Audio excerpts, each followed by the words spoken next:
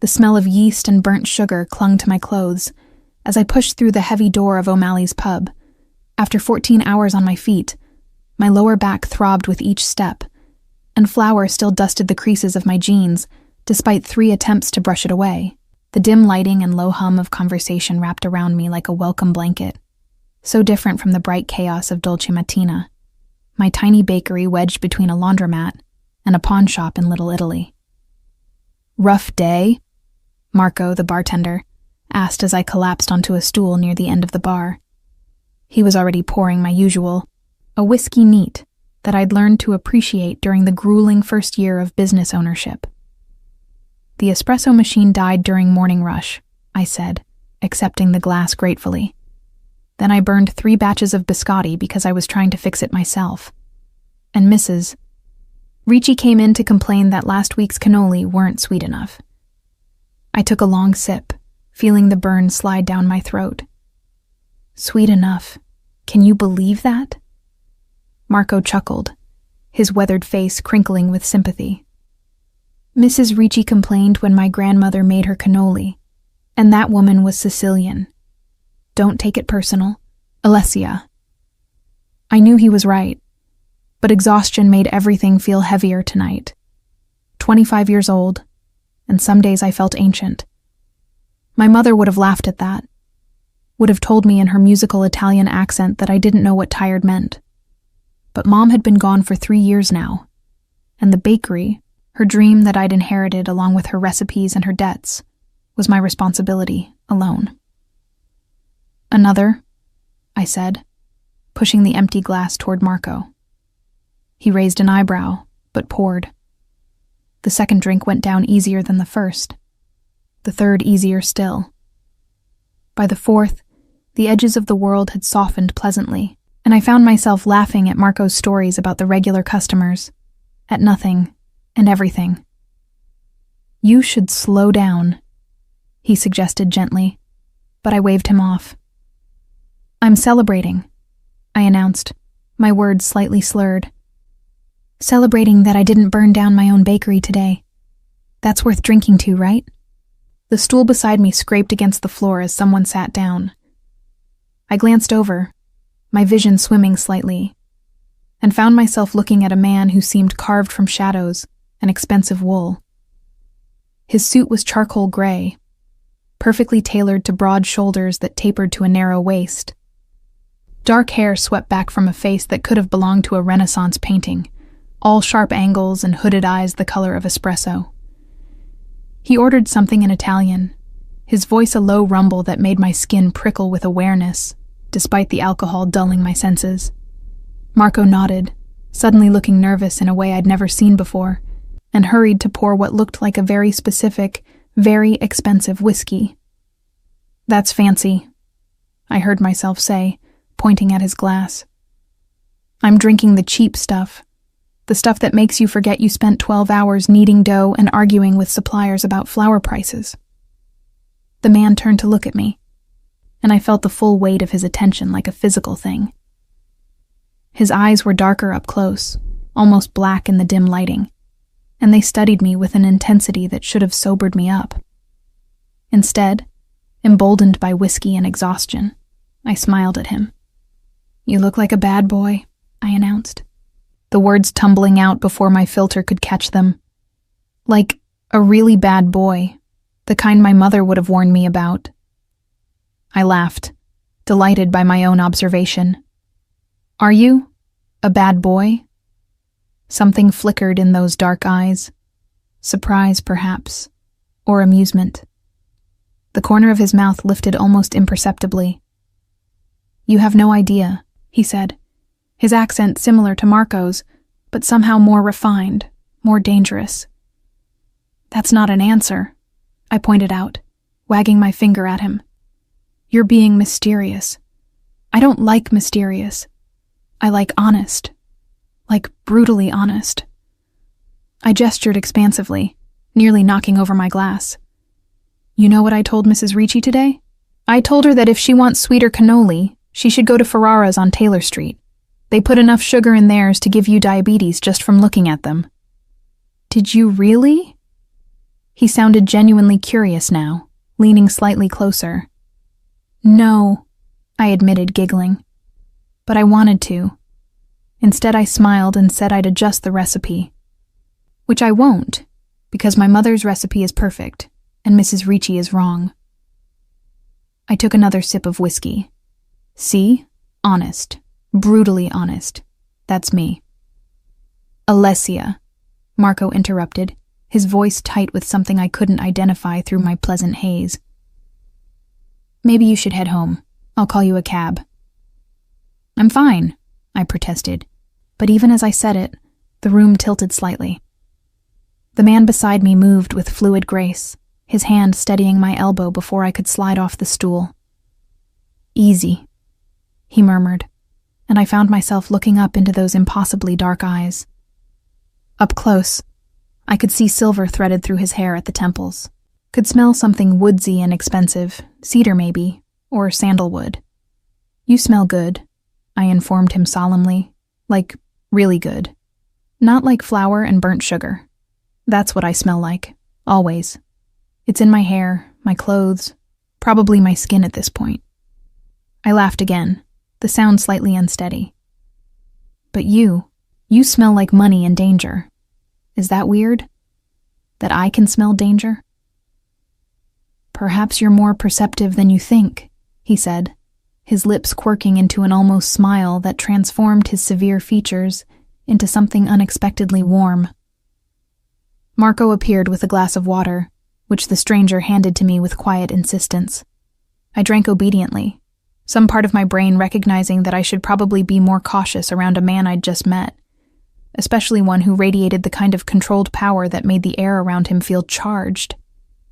I should go, I said, attempting to stand. The world swayed alarmingly, and suddenly his arm was around my waist, supporting me with a gentleness that seemed at odds with his dangerous appearance.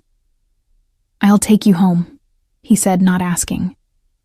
That's very bad boy of you, I mumbled against his shoulder, which smelled even better up close. Taking advantage of drunk women. My mother definitely would have warned me about you. I'm taking you home safely, he corrected, amusement coloring his voice. There's a difference. Where do you live? I gave him my address, barely registering Marco's wide-eyed expression as the stranger guided me toward the door. A sleek black car materialized at the curb, driven by a thick-necked man who looked like he could break someone in half without much effort. Who are you? I asked as he helped me into the back seat, his hand cradling my head so I wouldn't hit the doorframe. Vincenzo, he said simply. Just Vincenzo? Like Cher? Or Madonna? I giggled at my own joke. I'm Alessia Amato. I own Dolce Mattina on Halsted. You should come by sometime. I make the best sfogliatelli in Chicago. Better than Ferrara's. Though don't tell anyone I said that. I won't, he promised, sliding in beside me and giving the driver my address. The drive passed in a blur of streetlights and soft leather. I found myself listing against Vincenzo's solid shoulder, his arm coming around me in a gesture that felt protective rather than predatory. Through my alcoholic haze, I registered that this should concern me more than it did, that getting into a car with a stranger was dangerous, that my mother would be furious if she knew. But there was something about him, about the way he handled me with careful respect, about the warmth in his eyes when I'd called him a bad boy, that made me feel unexpectedly safe. You really do look like trouble, I mumbled into his shoulder as the car pulled up outside my apartment building. The very handsome kind of trouble. He helped me out of the car and up the 2 flights of stairs to my door, waiting patiently while I fumbled for my keys. When I finally got the door open, he steadied me in the doorway. Will you be all right? He asked, genuine concern in his voice. I nodded, suddenly feeling the full weight of the evening's alcohol hitting me. Thank you. Vincenzo who's like Cher. You're a gentleman bad boy, the best kind. Something shifted in his expression, an emotion I couldn't name flashing across his features before being carefully controlled. Get some rest, Alessia. Drink water before you sleep. Will I see you again? The question slipped out before I could stop it. His smile was slow, dangerous, and completely disarming. "Yes, I think you will." As I closed the door and leaned against it, listening to his footsteps recede down the hallway, I had the strange, inexplicable feeling that my life had just tilted on its axis, that the handsome stranger with the expensive suit and the dangerous eyes had somehow become important in a way I couldn't yet understand. I stumbled to bed, still wearing my flour-dusted clothes, and dreamed of dark eyes and woodsy cologne, and a voice that promised both danger and safety in the same breath. The hangover arrived with the dawn, pounding behind my eyes with vicious enthusiasm. I dragged myself out of bed, swallowed 3 aspirin with a liter of water, and somehow made it to the bakery by 5 a.m. to start the day's baking. My head throbbed with each movement, but muscle memory carried me through mixing dough, shaping loaves, preparing the cases for the morning rush. By the time I flipped the sign to open at 7, I'd almost convinced myself that last night had been an alcohol-induced hallucination. Surely I hadn't called a complete stranger a bad boy. Surely I hadn't gotten into his car, hadn't pressed against his shoulder, hadn't asked if I'd see him again. The memory made me cringe as I served Mrs. Chen her usual sesame bread and espresso. Professional, I reminded myself. I was a professional business owner, not some silly girl who got drunk and flirted with dangerous-looking men. The morning rush came and went. I was restocking the cannoli case when the door chimed, and I looked up to find Vincenzo standing in my bakery. He looked different in daylight, or perhaps I was simply sober enough to see him clearly. The expensive suit remained, this time a navy that made his dark eyes even more striking, but what caught my attention was the way he surveyed the small space, with the same intense focus he'd turned on me last night, as if cataloging every detail, every entrance and exit, every potential threat. "You came," I said stupidly, heat flooding my cheeks. I'm sorry about last night. I don't usually drink like that, or call people bad boys, or accept rides from strangers." "You were honest," he said, approaching the counter with that same fluid grace I remembered. I appreciated it. Up close, in the bright overhead lights, I could see more details I'd missed. A small scar near his left eyebrow. The way his jaw was just slightly asymmetrical, as if it had been broken once and healed imperfectly. Hands that looked powerful, despite their elegant shape, with knuckles that showed the faint shadows of old scars. "What can I get you?" I asked, forcing myself into professional mode. "The sfogliatelle are fresh from the oven, and I have some excellent biscotti if you're looking for something to go with coffee." "The sfogliatelle," he decided, "and an espresso. You mentioned yours were better than Ferrara's." I couldn't help but smile at that. I was drunk when I said that. "But you meant it." It wasn't a question. "Yes," I admitted. "I absolutely meant it." As I prepared his order, I felt his eyes on me, watching with that same unsettling intensity. Most of my customers chatted while I worked, shared gossip about the neighborhood, complained about the weather or the Cubs. Vincenzo simply watched, silent and observant, as if I were something worth studying. "Here," I said, sliding the plate across the counter. The sfogliatelle was perfect, if I said so myself. The layers of pastry shell crisp and golden. The ricotta filling just the right balance of sweet and creamy. He took a bite, his expression remaining carefully neutral. But I saw the slight widening of his eyes, the barely perceptible nod of approval. "You were right," he said finally. "Better than Ferrara's." The compliment warmed me more than it should have. "My mother's recipe. She learned it from her grandmother in Naples." "Your mother?" he prompted gently. "She died 3 years ago. Cancer." The words still hurt to say, but less than they used to. She always wanted to open a bakery in Chicago. This was her dream. I gestured at the small space around us. "I'm just trying to keep it alive." Something shifted in his expression, a softening around the eyes that made him look less dangerous and more human. She would be proud. We talked as he finished his pastry and espresso. Or rather, I talked, the words flowing easily despite my usual reserve with customers. I told him about the challenges of running a small business, about the constant battle with suppliers and rent and health inspectors, about how some mornings I wondered if it was worth it, if I should give up and get a normal job with normal hours and a normal paycheck. But then someone like Mrs. Chen comes in, I said, and she tells me that my sesame bread reminds her of her childhood in Taiwan, even though it's not the same at all. Or Mr. Rossi says my focaccia is almost as good as his mother's used to make. And I remember why I do this. Because you make people happy, Vincenzo observed. Is that silly? I asked. Making happiness out of flour and sugar and butter? No. His voice was firm, almost fierce. It's not silly at all. He came back the next day, and the day after that, always in the late morning, after the rush had subsided but before the lunch crowd arrived, always ordering something different, the cannoli, the biscotti, the fig cookies my mother used to make only at Christmas. We fell into a rhythm, a strange friendship built on 30-minute conversations amid the smell of baking bread. He asked questions, listened with that intense focus, seemed genuinely interested in the minutiae of my days. I found myself looking forward to his visits, to the way his presence made the cramped bakery feel less lonely. I learned small things about him through careful observation. The way he always sat where he could see the door. How his phone rang constantly, but he always silenced it when talking to me.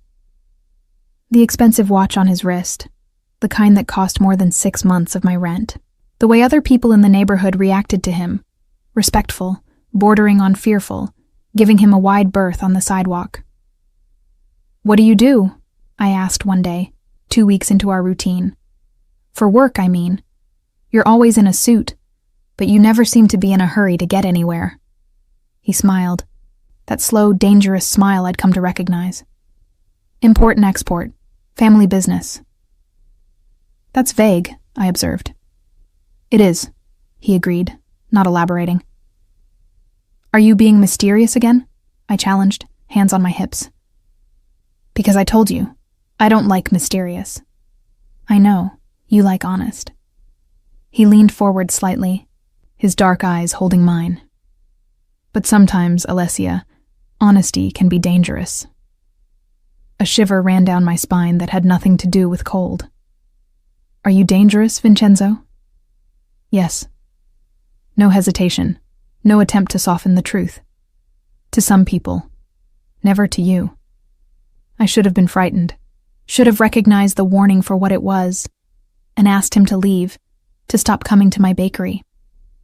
Instead, I found myself drawn to that honesty, to the way he answered my questions without flinching, even when the answers revealed shadows I couldn't quite see.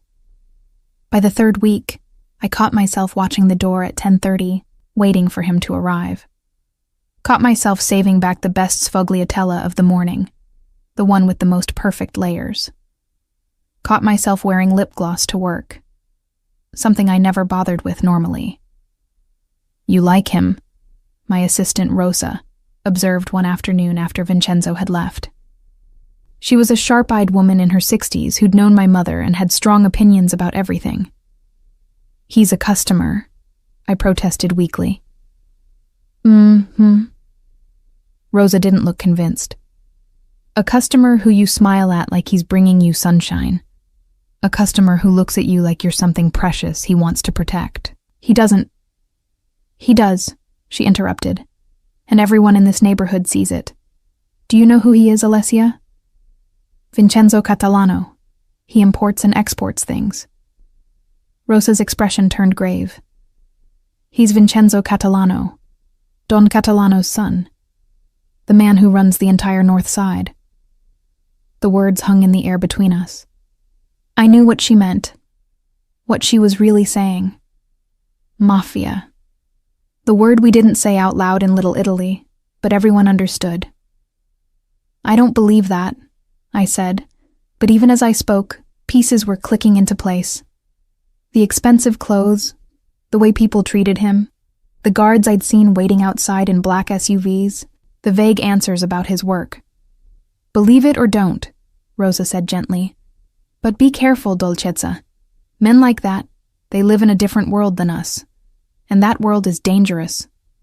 That night, alone in my apartment, I Googled Vincenzo Catalano. The results were sparse, deliberate vagueness that spoke volumes. A few society page photos from charity events, always in the background, never the focus.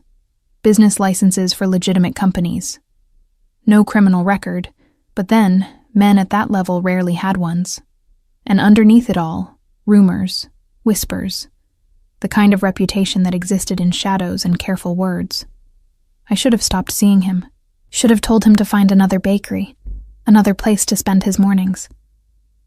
But when he walked through my door the next day, his dark eyes lighting up at the sight of me, all my resolutions crumbled like day-old biscotti. "Alessia," he said, my name sounding like something precious in his mouth.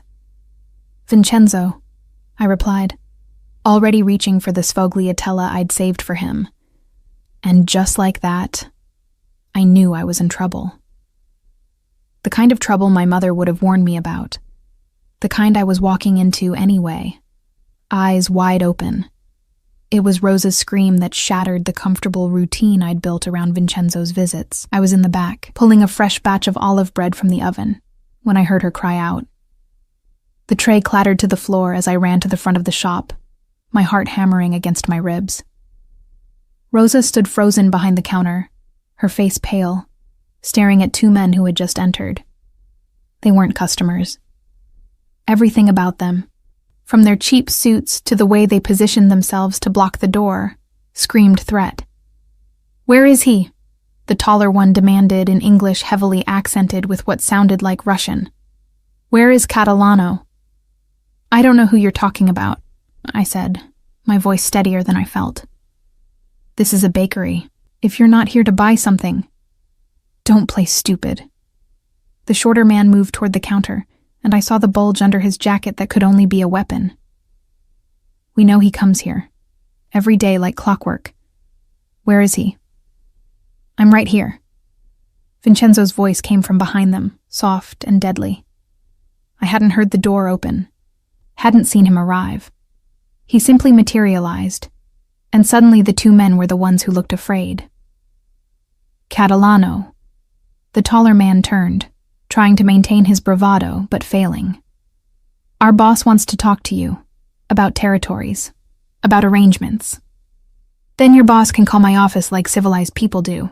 Vincenzo's voice remained calm, but there was something underneath it now. Something cold and absolutely merciless. He doesn't send men to a bakery to terrorize innocent women. "We weren't—" "Get out." 2 words, quietly spoken, that carried more threat than any shout. "And tell Sergei that if any of his men come within 2 blocks of this place again, I will consider it a declaration of war." The men fled. Actually fled, stumbling over each other in their haste to reach the door. Through the window, I watched them climb into a black sedan and speed away. Vincenzo turned to me, and I saw something in his eyes I'd never seen before. Fear. "Are you hurt? Did they touch you?" "No, we're fine," I said, but my hands were shaking. Rosa had sunk onto a stool, fanning herself with a newspaper. "Madonna mia," she breathed. "Madonna mia." "Rosa, go home," Vincenzo said, his voice gentling. "Take the rest of the day off, with pay," he added, glancing at me. After Rosa left, still muttering prayers, Vincenzo locked the front door and flipped the sign to "closed." I wanted to protest, to tell him he couldn't just close my business. But the words died in my throat when I saw his expression. "We need to talk," he said. "Yes," I agreed. "We really do." We sat at one of the small tables by the window, the afternoon sun streaming through and illuminating the fine dust of flour that always seemed to hang in the air. For the first time since I'd met him, Vincenzo looked uncertain, his powerful hands clenched on the table between us. "You know what I am," he said finally, not a question. "I've heard rumors. Rosa told me. I met his eyes, refusing to look away. Are they true? Are you really what she says you are? Yes. That same unflinching honesty I'd come to expect from him. My father was Don Catalano. When he died 5 years ago, I took his place. I run the family's interests on the north side, legitimate and otherwise. Otherwise, I repeated numbly. You mean illegal? Criminal? Yes. He didn't try to soften it, to make excuses. I'm not going to lie to you, Alessia. I've done things that would horrify you. Things I'm not proud of, but things that were necessary to protect what's mine. I absorbed this, trying to reconcile the brutal reality with the man who had spent the last month eating pastries in my bakery, who listened to my stories with genuine interest, who looked at me like I was something precious. Why did you come here? I asked. That first morning after the bar, why did you keep coming back? His expression softened. Because you called me a bad boy and meant it as an insult. Because you were honest with me in a way no one else dares to be. Because when I'm here, in your bakery, I get to be just Vincenzo. Not Don Catalano, not the head of the family. Just a man who likes sfogliatelle and the woman who makes them. I'm not some escape from your life, I said, anger flaring despite my fear. I'm not a fantasy you can visit when you need a break from being a criminal. I know that. He reached across the table, his hand covering mine. I should have pulled away, but I didn't. You're real, Alessia. The only real thing in my life. And that's why this is so dangerous. What do you mean? He withdrew his hand, running it through his hair in frustration. Those men today, they're from the Volkov organization. Russians trying to muscle into our territory. They've been looking for leverage, for any weakness they can exploit. And now, they know about you. The implications settled over me like a shroud. They know you care about me, so I'm a target. Yes. The word was heavy with regret. Which is why I need to stop coming here. Need to stay away from you, keep you safe. Something fierce rose in my chest, surprising me with its intensity. Don't I get a say in this? In whether you stay or go? Alessia? No. I stood, planting my hands on the table. You don't get to make decisions about my life without asking me. You don't get to decide what's safe for me. That's my choice. He looked up at me, surprise and something else, something that looked almost like hope, crossing his features. You don't understand what you're saying, what being involved with me means. Then explain it to me, honestly. No more vague answers about import and export. And so he did. For the next hour, as the afternoon light shifted through the windows and the closed bakery grew quiet around us, Vincenzo told me the truth. About his family's history in Chicago, about the territory wars and the truces, about the gray areas where legitimate business blurred into something darker, about the violence he'd ordered, the men he'd hurt, the weight of responsibility for hundreds of people who depended on the family for their livelihood.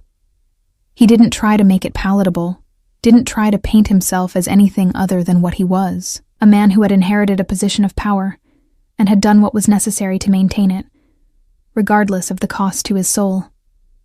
I'm not a good man, Alessia, he finished. I'm exactly the bad boy you called me that first night. Worse, actually. I sat with this information, turning it over in my mind. Everything in me should have been screaming to run, to get as far from Vincenzo Catalano as possible. But instead, I found myself thinking about the way he'd protected Rosa and me today, the gentleness in his hands when he'd steadied me that drunken night, the authentic interest he'd shown in my life and work. I need time, I said finally, to think about this, about what it means. Relief flooded his features. Of course, I'll arrange for security, men to watch the bakery, make sure you're safe while you... No. The word came out sharper than I intended. No guards, no protection. If I'm going to make a choice, I need to make it freely. Not because I'm surrounded by your men, not because I'm afraid of the Russians or anyone else. His jaw tightened, but he nodded. 3 days. That's all I can give you. After that, if you tell me to leave, I will. But I'm placing guards whether you like it or not, non-negotiable. Fine. I crossed my arms. 3 days. He stood, and for a moment we simply looked at each other across the small table, the space between us filled with everything unsaid. Then he reached out, his fingers brushing my cheek with infinite tenderness.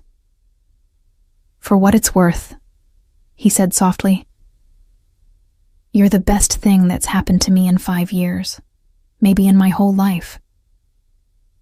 After he left, I sat alone in my closed bakery, surrounded by the comforting smells of bread and sugar, and tried to make sense of my own heart. The smart choice was obvious. Run. Cut all ties with Vincenzo Catalano and his dangerous world. Go back to my simple life of early mornings and cranky customers and flour-dusted clothes. But I couldn't stop thinking about the fear in his eyes when he'd thought those men might have hurt me. The honesty in his voice when he'd laid bare all his sins. The way he'd given me a choice, even though I could see it was killing him to let me have one. I'd called him a bad boy that night in the bar, drunk and careless. But bad boys didn't look at women the way Vincenzo looked at me. Bad boys didn't spend their mornings eating pastries and listening to stories about flour suppliers. Bad boys didn't offer to walk away to keep someone safe. Bad boys didn't break their own hearts to protect someone else's. I picked up my phone and stared at it for a long moment before typing out a text to the number he'd given me 3 weeks ago, the one I'd never used. I need more than 3 days. But I'm not telling you to leave. Not yet. His response came almost immediately. Take all the time you need. I'll wait. And somehow I knew he would. No matter how long it took, Vincenzo Catalano would wait for me to make my choice. Because beneath the dangerous exterior, beneath the title and the power and the blood on his hands, he was a man who had learned to love someone who saw him for exactly what he was. The question was whether I was brave enough to love him back. 3 days turned into a week. I didn't close the bakery again, didn't hide away to think. Instead, I threw myself into work with almost manic energy, arriving earlier and staying later, kneading dough until my arms ached and my mind went blissfully blank. Vincenzo kept his word. He didn't come to the bakery, but I saw evidence of his protection everywhere. The black SUV parked across the street with its occupants changing in 8-hour shifts, the way Mrs. Ricci stopped complaining about everything, as if someone had suggested such complaints might be unhealthy. The envelope of cash that appeared in my mail slot with no note, just enough to cover the espresso machine repair I'd been putting off. He's courting you, Rosa observed on the 5th day, watching me stare at the SUV through the window. The old-fashioned way, showing you he can provide, can protect. It's manipulative, I muttered, but without much conviction. Is it? Rosa arranged biscotti in the display case with practiced efficiency. Or is it honest? He told you what he is. Now he's showing you what that means. Protection, resources, a life where you wouldn't have to worry about espresso machines or supplier bills. I don't want his money. No? She gave me a knowing look. Then what do you want? Dolcezza? I couldn't answer that question, not honestly, because the truth was, I wanted Vincenzo. I wanted his morning visits and his careful attention, and the way he looked at me like I was the solution to a problem he'd been trying to solve his whole life. I wanted the man who ate sfogliatelle and listened to me complain about Mrs. Ricci, not the Don who ordered violence and controlled territories. But I was beginning to understand that I couldn't have one without the other. They were the same person, inextricably linked. On the 8th day, I made my decision. I closed the bakery early, at 2 instead of 5, leaving Rosa to handle the late afternoon customers. The address I'd gotten from my phone's GPS led me to a neighborhood I'd never visited. Upscale brownstones with manicured lawns and expensive cars parked at the curb. Vincenzo's house was at the end of the street, a 3-story brownstone that managed to look both elegant and fortress-like. I knew security cameras had tracked my approach long before I rang the bell. The man who answered the door was thick-necked and armed, his jacket failing to conceal the weapon at his hip. "I'm here to see Vincenzo," I said, lifting my chin. "Alessia Amato." Recognition flickered across his face. "Wait here." He returned 2 minutes later with Vincenzo himself, who looked stunned to find me on his doorstep. He wore casual clothes, jeans and a black sweater that somehow made him look more dangerous than the expensive suits. "Alessia." My name came out rough, uncertain. "Is something wrong? Are you safe? Can I come in?" He stepped aside immediately, dismissing the guard with a subtle gesture. I entered a space that was somehow both luxurious and austere. Expensive furniture arranged with military precision. No personal photographs or decorations to reveal anything about the man who lived here. "This way," he said, leading me to a study lined with books and dominated by a massive desk. "Can I get you something? Water? Coffee?" "Answers," I said. "I need answers before I can make a choice." He gestured to a leather chair before settling into one across from it, giving me space. "Ask me anything." "The violence," I began. "The hardest question first. The things you've done. Will they ever stop? Can you walk away from that life?" His expression turned grave. "I won't lie to you. No, I can't walk away. The family needs someone at its head, someone who understands how the system works. If I stepped down, there would be chaos, fighting for control. People would die, innocent people caught in the crossfire. So you're trapped. By choice and by responsibility." He leaned forward, elbows on his knees. "But the violence, that's changed over the years. I've worked to legitimize as much of our operation as possible. The drugs, the prostitution, I've shut all of that down. It cost me allies, made enemies, but I don't traffic in human suffering. Not anymore." "But you still hurt people." "Yes." No hesitation. "When they threaten what's mine, when they break the rules we all agreed to follow. I'm not asking you to approve, Alessia. Just to understand that the world I live in has different rules, different necessities." I absorbed this, studying his face. "If I choose to be with you, what does that make me? An accessory? A mob wife living in denial?" "It makes you my conscience," he said softly. "The one person who can tell me when I'm going too far, who sees me as a man instead of a title. You asked me once if I was a bad boy. The truth is, I've been trying to be better, not good. Maybe that's impossible for someone like me.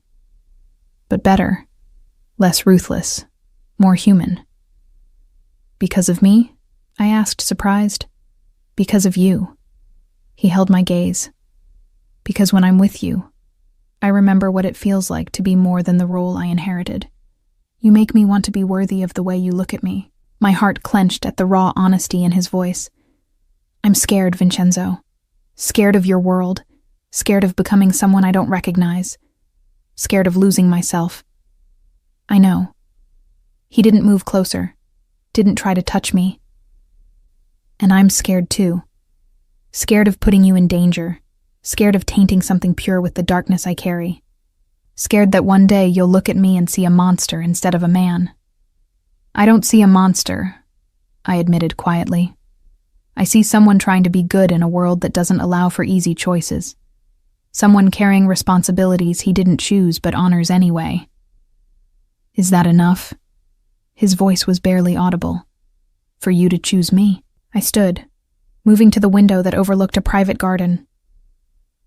My mother used to say that love wasn't about finding someone perfect.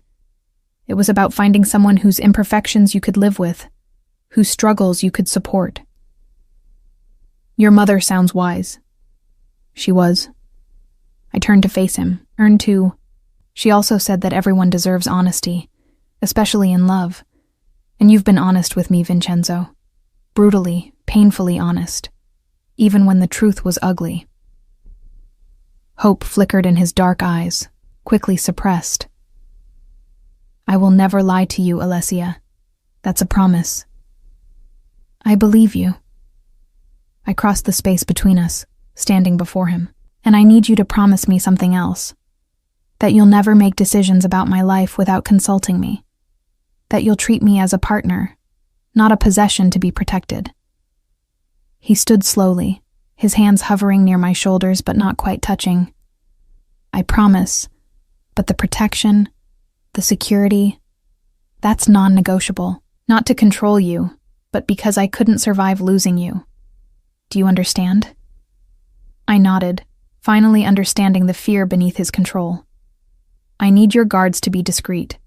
I need to still feel like my life is my own." "Done." His hand settled gently on my shoulders. "Anything else?" "The bakery stays mine. My business, my decisions. You don't interfere. Don't throw money at problems I need to solve myself." "Agreed. Though I reserve the right to be your most devoted customer. And if I ever say stop, if I ever say this isn't working, you let me go. No threats, no intimidation, no making it impossible for me to leave." Something painful crossed his face, but he nodded. "I swear it, on my life, on everything I hold sacred. If you want to walk away, I'll let you go." I searched his eyes, looking for deception, for manipulation. I found only sincerity, and a love so fierce it nearly stole my breath. "Then I choose you," I said simply. "I choose us. Whatever that means, whatever it costs. I choose to try." The kiss that followed was nothing like I'd imagined. It was gentle, almost reverent, his lips soft against mine, as if I were something infinitely precious. His hands cradled my face with such tenderness that tears pricked my eyes. "Alessia," he breathed against my mouth. "My Alessia." "You're bad boy," I teased, pulling back to see his reaction. His laugh was surprised and genuine, transforming his severe features. "The worst. You have no idea." "Then show me," I challenged. "Show me your world, Vincenzo. The good and the bad. No more shields, no more protection from the truth. If I'm choosing this, I'm choosing all of it." "Are you sure?" he asked seriously. "Once you see, you can't unsee." "I'm sure." I took his hand, lacing our fingers together. I spent 8 days trying to talk myself out of this.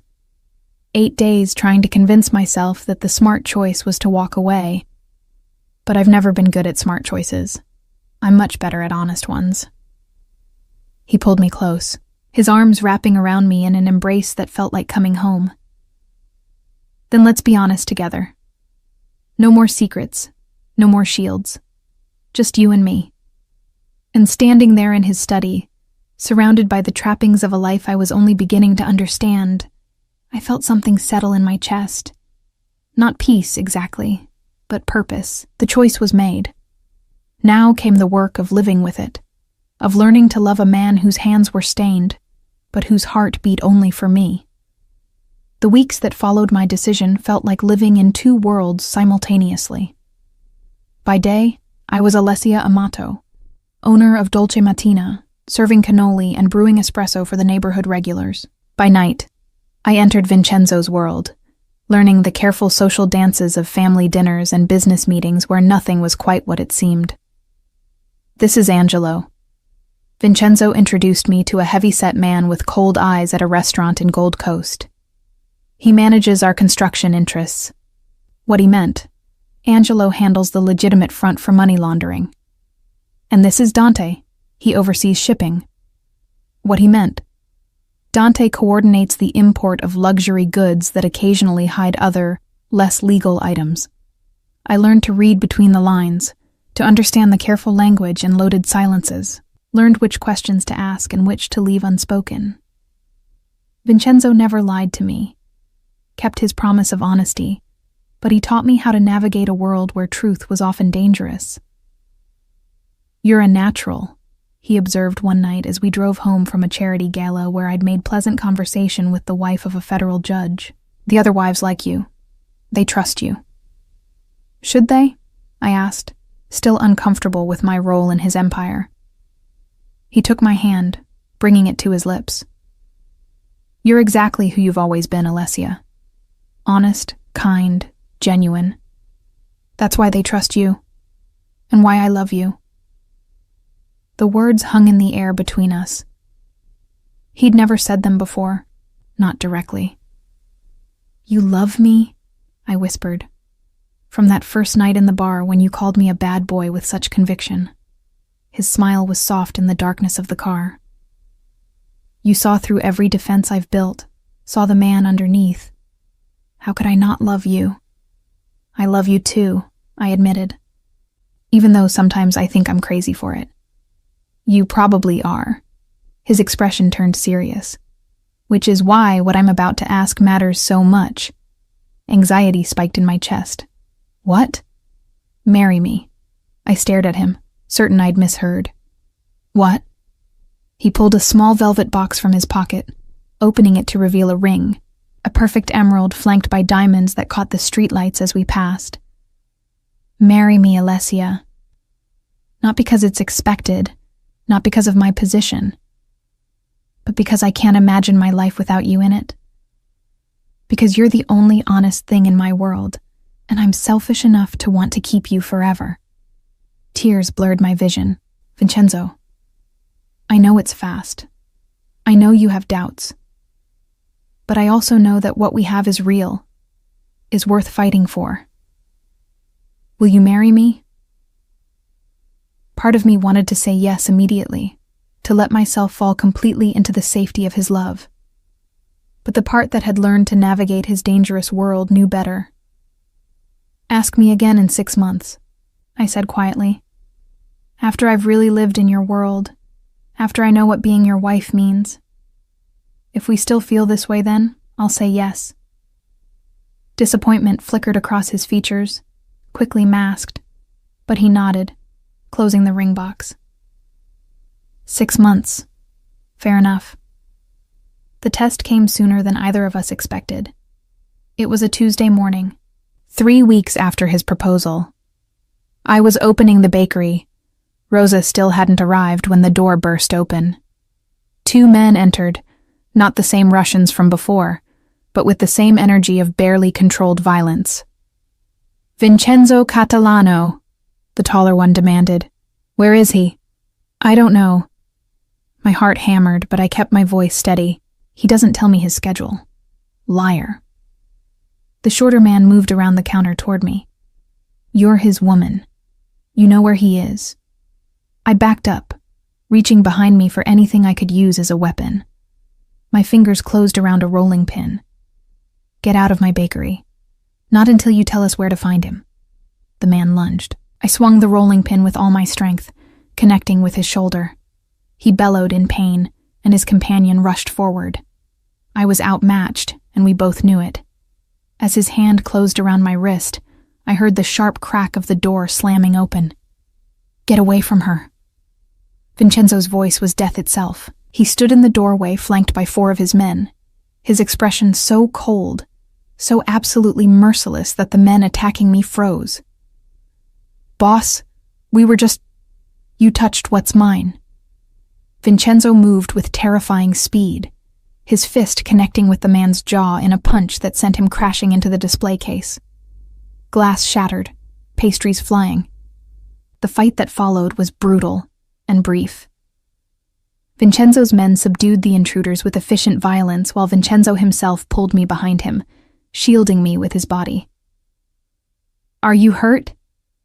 His hands ran over me, checking for injuries. When he saw the red marks on my wrist where I'd been grabbed, something animal and vicious flashed in his eyes. "I'm okay," I assured him, even though I was shaking. "Vincenzo, I'm okay." He turned to the men being held by his guards, both now bloodied and clearly terrified. "Who sent you?" "The Volkov organization." The taller one spat blood. "They want to negotiate." "By attacking my fiancée?" Vincenzo's voice was deadly quiet. "In her place of business?" "We just wanted to get your attention. You have it." He looked at his men. "Take them to the warehouse. I'll deal with them later." Then to me, gentle despite the violence still lingering in his posture. "Come on, let's get you out of here." "No," I pulled away from his protective hold. "No, I'm not leaving." "Alessia." "This is my bakery, Vincenzo. Mine. I'm not going to let them chase me out of it." I looked at the shattered display case, the pastries scattered across the floor. "I need to clean this up. Need to salvage what I can. Then my men will help you." It wasn't a suggestion. For the next 2 hours, Vincenzo's feared enforcers swept glass and rehung the door that had been knocked loose. They worked in silence, these dangerous men, moving with surprising care around the fragile space of my bakery. Rosa arrived to find me directing them, her eyes wide with shock at the scene. "Madonna mia, what happened?" "An accident," I said, using the careful language I'd learned. "Everything's fine now." After the mess was cleaned and Rosa had been assured of her safety, Vincenzo pulled me aside. "You need to close the bakery for a few days, just until I can ensure this won't happen again." "No," I crossed my arms. "We talked about this. You don't make decisions about my business. Someone attacked you, Alessia. Grabbed you, threatened you, in your own bakery." His control was fraying, fear and fury mixing into something volatile. "I can't protect you if you won't let me." "I didn't say you couldn't protect me. I said you couldn't control me. There's a difference." "Is there?" He ran his hands through his hair, frustration evident. "Because from where I'm standing, keeping you safe requires control, requires making sure you're not vulnerable." "I will always be vulnerable," I said quietly. "That's the price of being with you. We both knew that going in." "That doesn't mean I have to like it." His voice broke slightly. "Doesn't mean I can watch someone hurt you and not destroy everything in response." I took his hands, feeling them tremble. "I know. But you have to trust me to make my own choices, even dangerous ones." "6 months," he said suddenly, fiercely. "That's how long you wanted before answering my proposal." "Can you honestly tell me this hasn't changed your answer?" I looked around my bakery, at the men who'd cleaned up the aftermath of violence, at Rosa who'd stayed despite her fear, at Vincenzo whose hands held mine with desperate gentleness.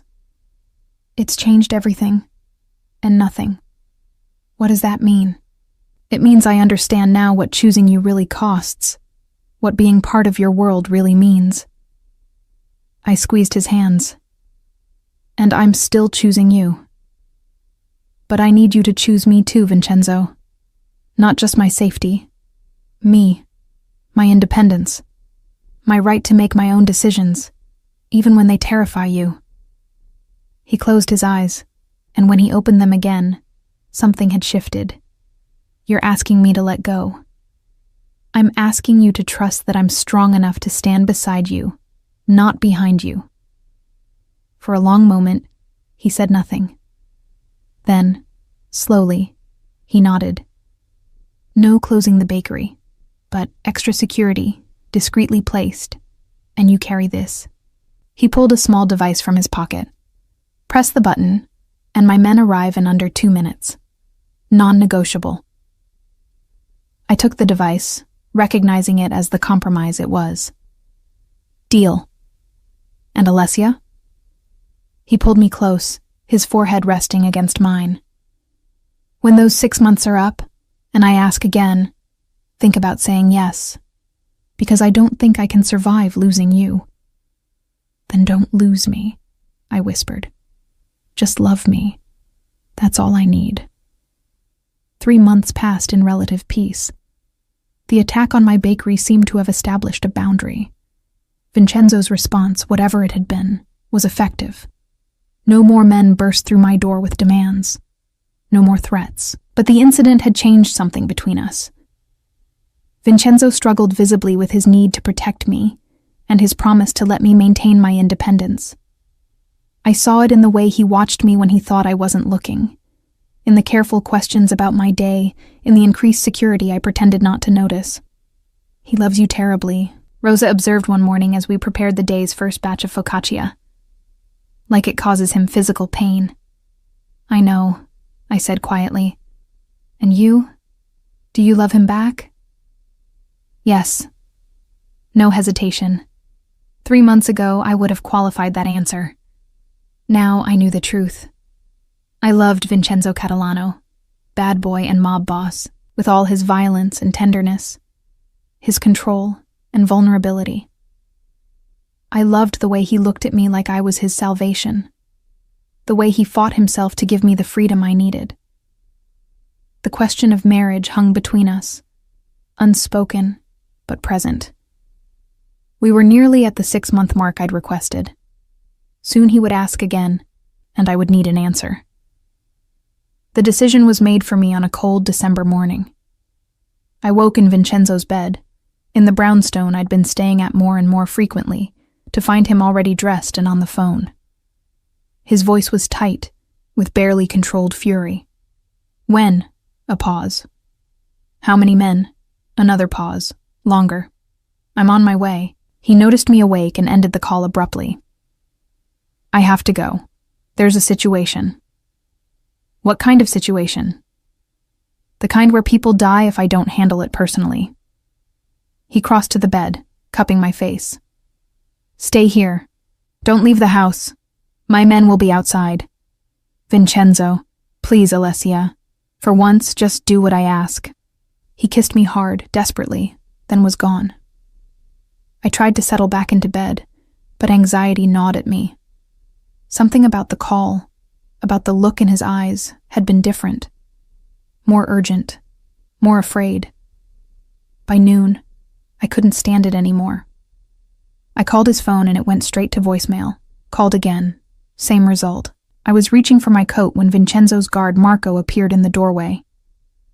"Mrs. Amato, Mr. Catalano asked me to inform you." "Where is he?" I demanded. Marco's expression was carefully neutral.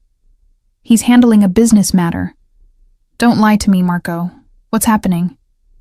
He hesitated, then seemed to make a decision. "The Volkov organization. They've taken 3 of our men. They want Mr. Catalano to meet with them personally to negotiate their release." Ice flooded my veins. "That's a trap." "Yes. And he's walking into it anyway." "Not a question. Those men are his responsibility. Their families depend on him. He won't leave them to die." I grabbed my coat, my mind racing. "I'm coming with you." "Mrs. Amato, that's not—" "I said I'm coming." I fixed him with the same fierce look I gave suppliers who tried to shortchange me on flour. "Take me to him. Now." The warehouse district on the south side was a maze of abandoned buildings and broken glass. Marco drove through it with grim efficiency, finally parking outside a corrugated metal structure that looked ready to collapse. "He'll be furious if you go in there," Marco warned. "Let him be furious." I was already out of the car, walking toward the entrance where 2 of Vincenzo's men stood guard. They tried to stop me. I used my fiercest bakery owner voice. "Let me through, or explain to your boss why you prevented his fiancée Musikian from entering. Your choice." They exchanged glances and stepped aside.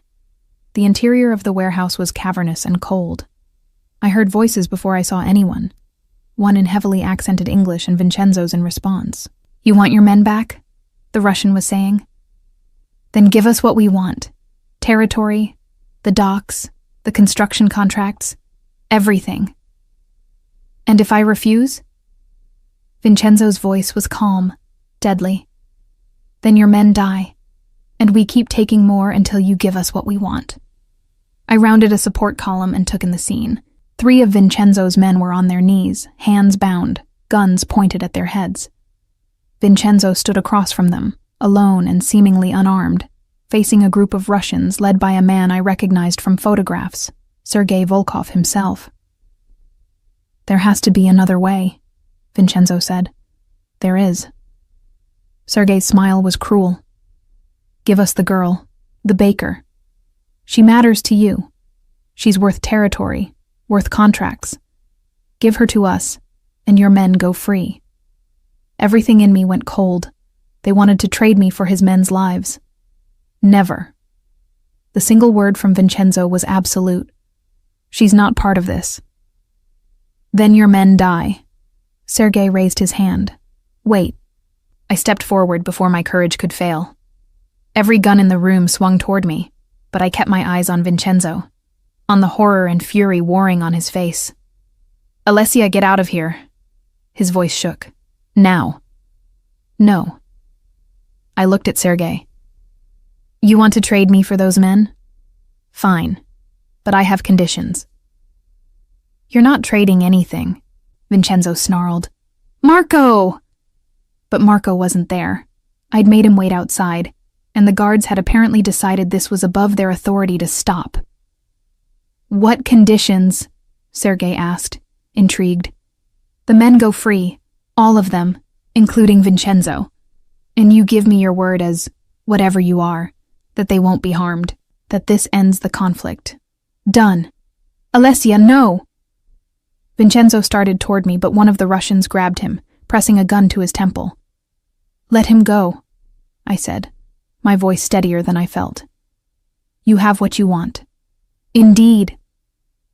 Sergei gestured, and his men released Vincenzo's guards, who stumbled toward their boss, then to Vincenzo himself.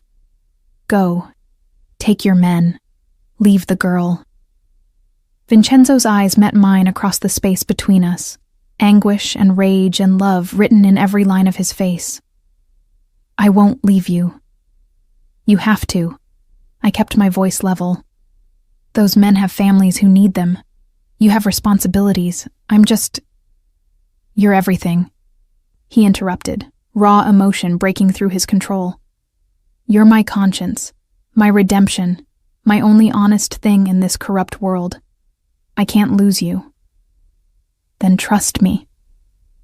I smiled, hoping it looked braver than I felt. You said I made you want to be better. Let me help you be better. Let me save these men. Touching, Sergei said dryly. But we're on a schedule. Catalano, you leave now, or the deal's off and everyone dies. Vincenzo looked at me for a long moment, then did something that shattered my heart. He knelt, right there in that warehouse, this proud, powerful man, and bowed his head. Please, he said to Sergei. Take anything else. My territory, my money, my life, but not her. Please. Sergei laughed. How the mighty have fallen. Get up, Catalano. You're embarrassing yourself. I'm begging you. Vincenzo's voice broke. I'll give you everything. The docks, the construction, the shipping contracts. All of it. Just let her go. The warehouse went utterly silent. Even the Russians looked shocked. You'd give up your empire? Sergei asked slowly. For a baker? For her, yes. I understood then what I was witnessing. Vincenzo Catalano, the feared Don, was sacrificing everything he'd built, everything he'd bled for, to save me. Not through violence or threats, but through surrender, through love. Interesting. Sergei studied us both. Very interesting. Please, Vincenzo said again, and the naked desperation in his voice made my eyes burn with tears. Sergei, I spoke quietly, and the Russian's gaze shifted to me. If you let me go, you lose nothing. If you keep me, you make an enemy who will never stop coming for you. He'll give you the territory now, but he'll take it back. He'll hunt you to the ends of the earth. Because that's what men like him do when they lose the thing they love most. Sergei considered this, then surprised us all by laughing. You're right. And honestly, I have no interest in starting a war that will cost me more than any territory is worth. He looked at Vincenzo. Get up. Take your woman. Take your men. Go. What? Vincenzo's head snapped up. I'm not an animal. Sergei gestured dismissively. This was never about the baker. This was about making you remember what it feels like to be human, to love something more than power. Congratulations, Catalano. You passed the test. Test? Vincenzo's voice was dangerous.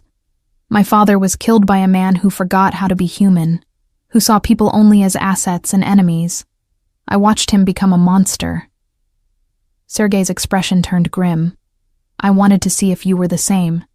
If you'd trade the woman you loved for territory, for 3 soldiers.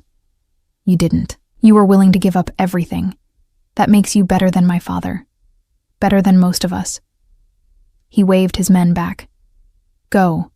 We'll negotiate territory like civilized people, not animals. And Catalano? Marry her. Women like that don't come along twice. The drive back to Vincenzo's brownstone was silent. His men took their own vehicles.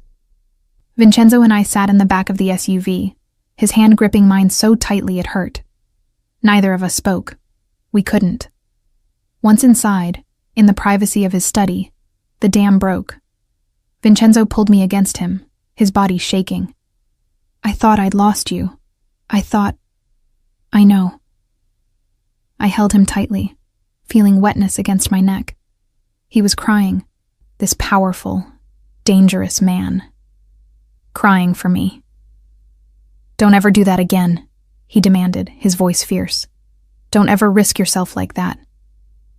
I had to. Those men. Damn the men. He pulled back to look at me, his eyes red. I would have let them all die to keep you safe. Does that make me a monster? Probably. But I don't care. You're more important than anything. Than everyone. That's not true and you know it. I cupped his face. Those men have families. Children. You wouldn't have been able to live with yourself if they died because you were protecting me. Maybe not. He caught my wrists, holding my hands against his face. But I couldn't live without you either. The choice would have destroyed me. You understood that.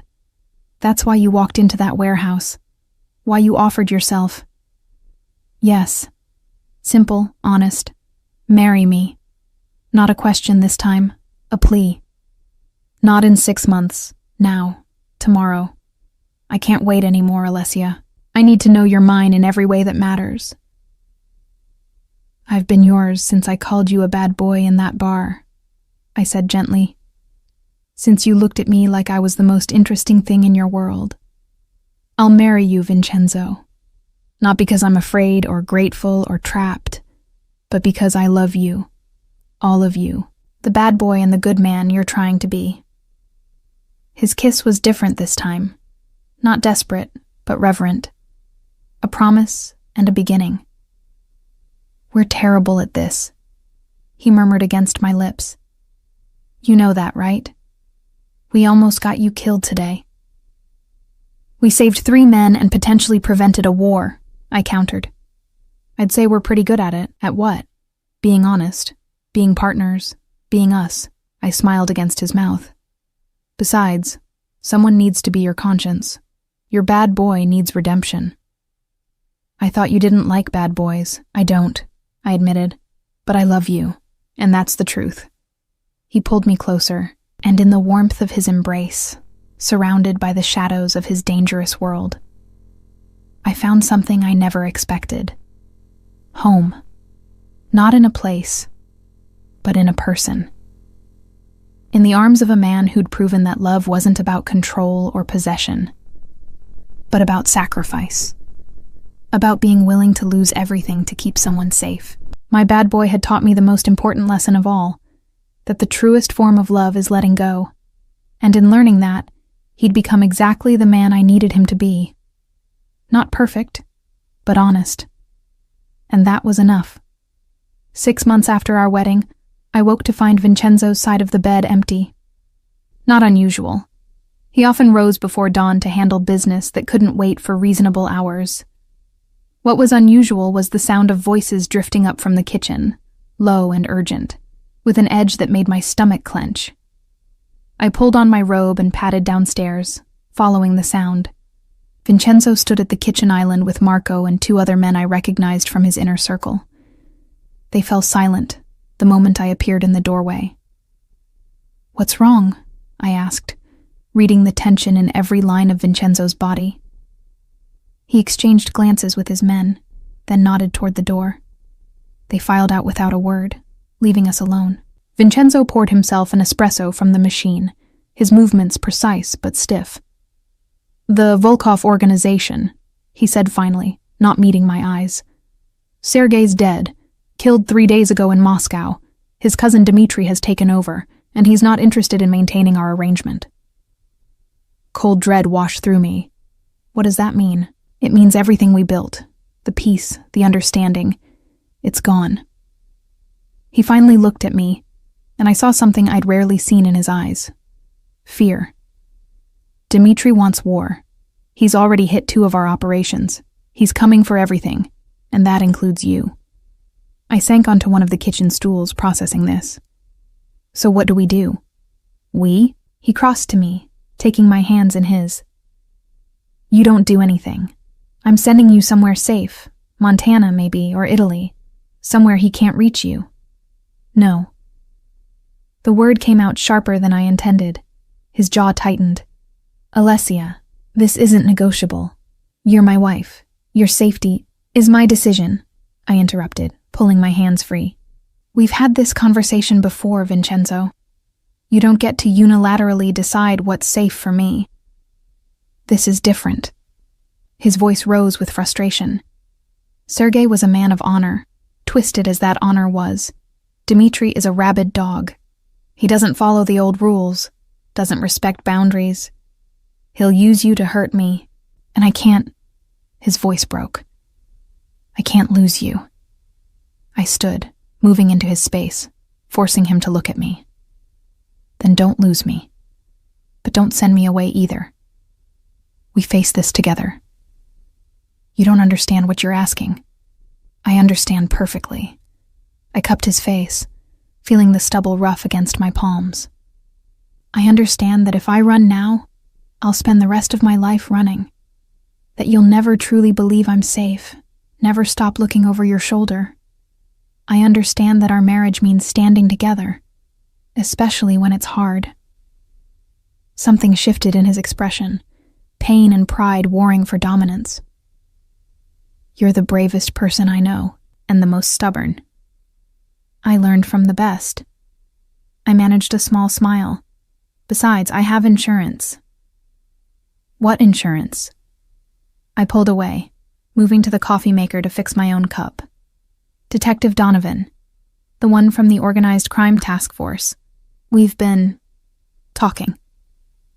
The temperature in the room dropped 10 degrees. "Talking." His voice was dangerously soft. "What kind of talking?" "The kind where I've been documenting everything I learn about your world. Nothing that would incriminate you directly," I added quickly, seeing his expression darken.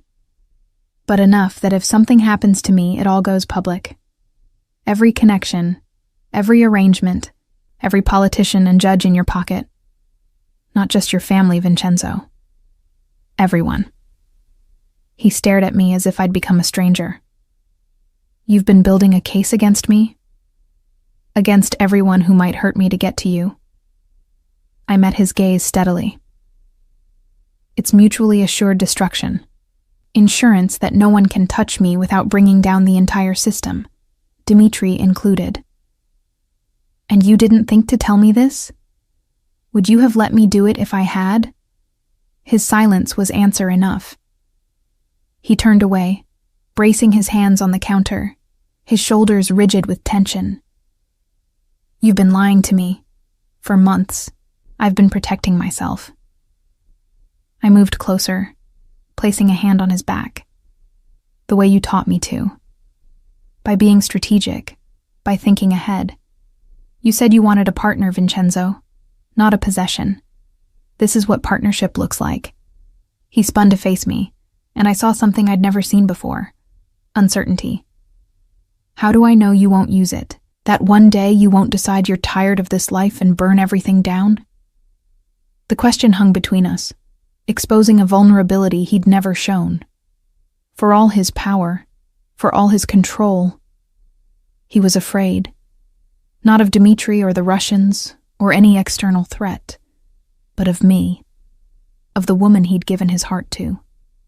Because I love you, I said simply. Because I chose this life, chose you, with my eyes wide open. Because the information exists to keep me safe, not to destroy you. It's a safeguard, nothing more. A safeguard you didn't trust me enough to tell me about. Would you have reacted differently if I'd asked permission first? I challenged. Or would you have forbidden it? Put guards on me to make sure I couldn't meet with Donovan, taken away the one piece of power I have in your world. He closed his eyes, and I watched him struggle with the truth. I don't know, he admitted finally. Probably yes. I would have tried to control it, to manage it, because that's what I do. That's how I keep people safe. But control isn't the same as safety. I took his hand, lacing our fingers together. You can't control me into being safe, Vincenzo. You can only trust that I'm smart enough, strong enough, to protect myself. With your help, yes, but not under your complete control. He opened his eyes, searching my face. This is why you said yes when I proposed. Not just because you loved me, but because you'd already built your exit strategy. Partly, I admitted, but mostly because I believed you when you promised you'd let me go if I asked. This way, I made sure everyone else would too. A laugh escaped him, rough and unexpected. My clever wife. You've built a nuclear option. Our clever wife, I corrected. And yes, I have. Which means Dmitri can't touch me without consequences that would destroy him and everyone he's connected to. Which means you don't have to send me away or lock me in a tower. We can face this together. He pulled me against him, his arms wrapping around me with familiar strength. You terrify me sometimes. You know that. Good. I rested my head against his chest, hearing his heartbeat steady and strong. Fear keeps people honest. We stood like that for a long moment, the kitchen gradually brightening with dawnlight. Finally, Vincenzo pulled back just enough to look at me. If we're doing this together, then we do it my way. You don't leave the house without security. You don't meet with anyone, including Donovan, without my knowledge. And you tell me everything from now on. No more secrets. Agreed, as long as you do the same. No protecting me from information because you think I can't handle it. No making decisions about my safety without consulting me first. True partnership. He nodded slowly. True partnership. And one more thing. I met his eyes. We expand the bakery. He blinked, clearly not expecting that. What? If I'm going to be living in constant threat of violence, I need something normal to hold on to. Something that's mine, that has nothing to do with your world. I want to open a second location, maybe a cafe component. I want to hire more staff, teach them my mother's recipes. I want to build something that matters. Understanding dawned in his eyes. You want to create life while surrounded by death. Yes, I smiled. Is that too much to ask? No. He kissed my forehead, gentle and reverent. It's perfect. We'll start looking at properties this week. The sound of footsteps made us both turn. Marco appeared in the doorway, his expression apologetic. Boss, sorry to interrupt, but we have a problem. Dimitri's men just hit the warehouse on Canal Street. 3 of our guys are injured, 1 critical. Vincenzo's entire demeanor shifted, the loving husband transforming into the cold, calculating Don. Get them to Dr. Ricci. I want every man we have on the streets by noon, and find out how they knew about that warehouse. Someone's talking. Marco nodded and disappeared. Vincenzo turned back to me, conflict evident in his expression. I have to go handle this. I know. I straightened his collar, a wifely gesture that felt surreal given the conversation we were having. Be careful. Always. He kissed me, hard and fast. Stay inside. Marco's leaving 2 men outside, and Rosa's coming over to keep you company. Vincenzo.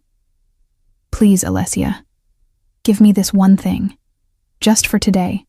until we know what we're dealing with. I saw the fear beneath his control, the terror of losing me that drove every protective instinct. Okay. Just for today. After he left, I made myself busy in the kitchen, baking bread and cookies with the same methodical precision I used to calm my mind. Rosa arrived an hour later, her face drawn with worry. Dolcezza. She pulled me into a fierce hug. Are you all right? Marco called me, said there was trouble. We're fine. I handed her a cup of tea. Or we will be. She studied me with those sharp eyes that missed nothing. You're different, since you married him. Harder somehow. Stronger, I corrected. I've learned to live in his world without losing myself in it. That takes a different kind of strength than I needed before. And you love him still? Even knowing what he is, what he does? I thought about that question, really considered it. Yes, I love him because I know what he is. Because he's never lied to me about it. Because every day he chooses me, chooses us, over the easy path of complete control. Rosa shook her head, bemused. Your mother would be proud and terrified. She'd understand. I smiled, thinking of my mother's fierce independence, her unwillingness to compromise her dreams. She taught me that love isn't about finding someone who makes life easy. It's about finding someone worth fighting for. The day passed slowly. I baked, Rosa gossiped about the neighborhood, and I tried not to watch the clock or check my phone every 5 minutes. Vincenzo texted once. Situation contained. Home by dinner. But dinner came and went with no sign of him. By 9, I was pacing the living room, my phone clutched in my hand. Rosa had gone home at 7, reassured by my promise that everything was fine. At 10:30, I heard the front door open. I rushed to the foyer to find Vincenzo leaning against the doorframe, exhausted and disheveled. His shirt was torn at the shoulder, and I saw blood on his knuckles. You're hurt. I moved to him immediately, taking his hands to examine them. Not my blood. His voice was rough, empty in a way that frightened me. The man who talked, who told Dmitri about the warehouse. I had to make an example. I understood what he wasn't saying. He'd killed someone today. Not in self-defense, not in the heat of battle, but deliberately. As a message. Come on. I led him upstairs to our bathroom, sitting him on the edge of the tub while I filled it with hot water. Let's get you cleaned up. He let me undress him, uncharacteristically passive as I peeled away his ruined clothes and examined the bruises blooming across his ribs. When I helped him into the tub, he closed his eyes and leaned back, the water gradually turning pink from the blood on his hands. I knelt beside the tub, washing him with gentle efficiency. His hands first, scrubbing away the evidence of violence, then his hair, his face, his shoulders. Neither of us spoke. Words felt inadequate for the moment. Finally, when the water had gone cold and he was clean, I helped him out and wrapped him in a towel. In our bedroom, I made him lie down while I bandaged the worst of his bruises, my hands steady, despite the turmoil inside me. Say something, he whispered finally. Yell at me. Tell me I'm a monster. Something.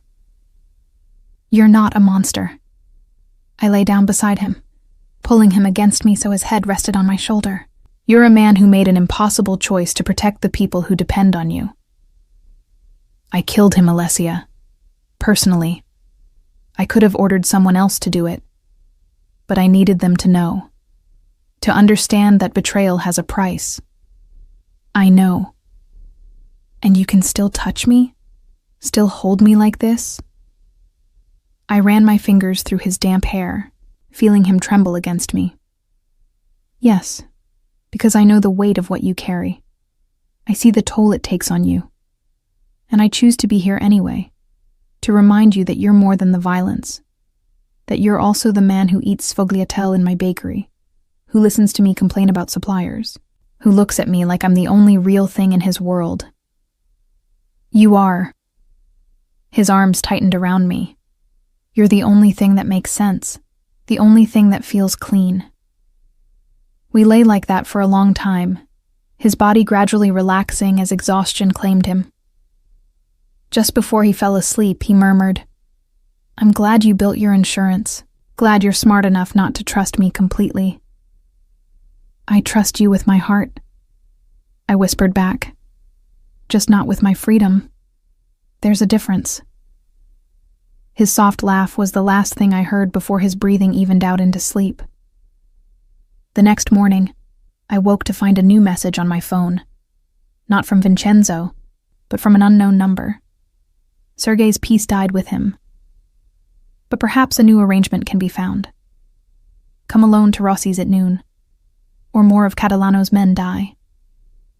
My hands shook as I read it. Dimitri. Somehow he had my number, knew I existed as more than just a name. I should wake Vincenzo, show him the message, let him handle it. Instead, I found myself texting back, "I'll be there." I left a note for Vincenzo, deliberately vague about where I was going. Then I called Marco, who was on security detail outside, and told him I needed to go to the bakery to handle an emergency. He protested, but I reminded him that Vincenzo had promised me autonomy in my business. Rossi's was a restaurant in neutral territory, owned by a family who served both sides of Chicago's organized crime without favoring either. I arrived at noon exactly, my heart hammering, but my expression calm. Dmitry Volkov sat alone at a table in the back. He was younger than I expected, maybe 40, with the same cold eyes as the men who'd attacked my bakery months ago. But where they'd been thugs, he radiated intelligence and calculated cruelty. "Mrs. Catalano." He stood as I approached, a mockery of politeness. "Thank you for coming." "You didn't give me much choice." I sat across from him, keeping my hands visible on the table to show I wasn't armed. "What do you want?" "Direct. I appreciate that." He leaned back, studying me. "Sergei made a mistake with your husband. He got sentimental, saw honor where there was only weakness. I don't make those mistakes." "Then why am I here?" "Because I've done my research on you. Alessia Amato, the baker who married the mob boss, the innocent who walked into Catalano's world and somehow survived it." His smile was razor sharp. "Except you're not innocent anymore, are you? You've learned to play the game, built your own insurance policy with the police." My blood ran cold. He knew about Donovan. "How?" "I have people everywhere, including inside the police department." He leaned forward. "Here's what's going to happen. You're going to convince your husband to give me what I want. The docks, the construction contracts, the import operations, everything Sergei asked for. In exchange, I let you both live. And if I refuse, then I kill everyone you care about, starting with that sweet assistant of yours, Rosa, then your neighbors, your suppliers, every customer who walks into your bakery. I'll burn your world down piece by piece until there's nothing left but ashes and grief. And then, when you're completely broken, I'll kill you too. Slowly." The threat was delivered with such casual certainty that I believed every word. This wasn't a negotiation. It was an execution, just delayed. "There's a third option," I heard myself say. His eyebrow rose. "Oh?" "You let me finish my tea. I walk out of here. And tomorrow, every connection you have, every politician, every judge, every dirty cop gets exposed. Not just in Chicago. Everywhere your organization operates. New York, Moscow, everywhere. It all goes public." "You're bluffing. Am I?" I pulled out my phone, opening it to show him a document. "This is a dead man's switch. If I don't reset it every 24 hours, everything I've compiled gets automatically sent to every major news organization in the country. And trust me, I've been thorough. Your organization won't survive the exposure." His expression didn't change. but I saw calculation in his eyes. Sergei was right about one thing. You are interesting. I'm practical. I put my phone away. You want war with Vincenzo, fine, fight him directly, but leave me out of it.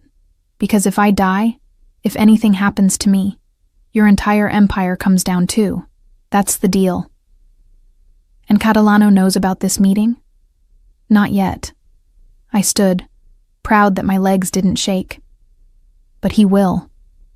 And he'll understand that this is how I chose to protect both of us, by making myself too dangerous to kill. Dmitri studied me for a long moment, then laughed. You really are extraordinary. Sergei saw it, and so do I. Very well, Mrs. Catalano. You have your deal. I won't touch you or your people. But the war with your husband continues. Fair enough. I turned to leave, then paused. One more thing. If you ever threaten me again, I won't wait 24 hours. I'll burn everything down immediately, including my own husband's operations. I've already accepted that cost. Have you? His silence was answer enough. I walked out of Rossi's with my head high, made it 3 blocks before the adrenaline wore off, and I had to lean against a building, shaking so hard I could barely stand. I'd just gambled everything on a bluff I prayed I'd never have to follow through on. My phone rang. Vincenzo. Where are you? His voice was tight with barely controlled fury. Marco said you went to the bakery, but you're not there. I'm on Taylor Street. Can you pick me up? Silence then. Stay where you are. I'm coming. He arrived 10 minutes later, pulling up in his Bentley with an expression that would have terrified me 6 months ago. Now I simply opened the door and slid in beside him. I met with Dmitri, I said before he could speak. He threatened me, threatened everyone I care about, so I threatened him back, with everything I have on his organization. He's agreed to leave me alone. Vincenzo's hands tightened on the steering wheel. You did what? What I had to do. What you taught me to do. I used the only weapon I have. You could have been killed, Alessia. He could have. But he didn't.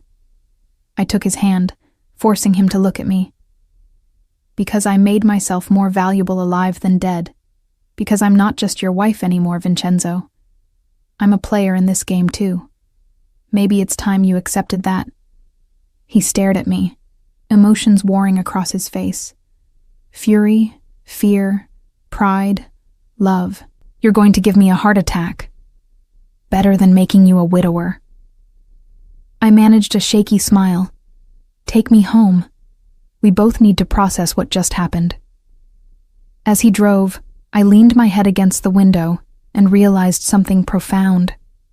I'd walked into Vincenzo's world as an innocent, someone who needed protection and guidance. But I'd become something else entirely. A partner who could stand beside him, who could make her own plays and face her own dangers. I'd become exactly what this life required. Someone brave enough to love a dangerous man, and strong enough to be dangerous herself. And somehow, against all odds, that was exactly who I'd always been meant to be.